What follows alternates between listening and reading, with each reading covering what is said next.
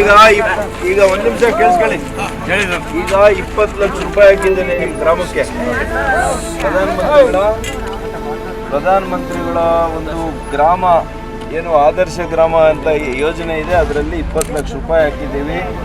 ಇದನ್ನ ಮಾಡಿಸ್ಕೊಳ್ಳೋವಾಗ ಚೆನ್ನಾಗಿ ಮಾಡಿಸ್ಕೋಬೇಕು. ನೀವುಗಳೇ ನಿಮ್ಮ ಮನೆಗಳು ಹೆಂಗ್ ಮಾಡಿಸ್ಕೊಳ್ತೀರಿ, ಗುಣಮಟ್ಟ ಹೆಂಗ್ ಕಾಯ್ದುಕೊಳ್ತೀರಿ.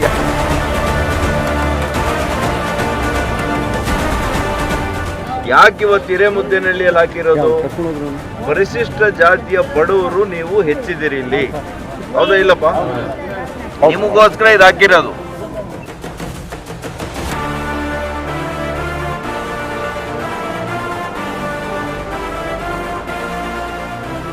ರಾಜ್ಯ ಸರ್ಕಾರದಿಂದ, ಕಾಂಗ್ರೆಸ್ ಸರ್ಕಾರದಿಂದ ಇದಕ್ಕೆ 0, 1 ರೂಪಾಯಿ ಕೂಡ ಇಲ್ಲ. 20 ಲಕ್ಷ ರೂಪಾಯಿಗಳು ಕೂಡ ನಮ್ಮ ಕೇಂದ್ರ ಸರ್ಕಾರದ ಮಾನ್ಯ ನರೇಂದ್ರ ಮೋದಿಯವರ ಸರ್ಕಾರ, ನಿಮ್ಮ ಎಂಪಿಗವರು ತಂದಿರೋ ದುಡ್ಡಿದು.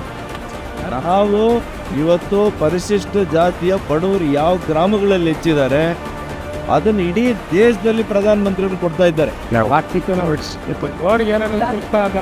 ಹಾಗಾಗಿ ನಿಮಗೆಲ್ಲ ಒಳ್ಳೇದಾಗಲಿ. ನಾನು ಇನ್ನೂ ಬಹಳ ಕೆಲಸಗಳಿದೆ.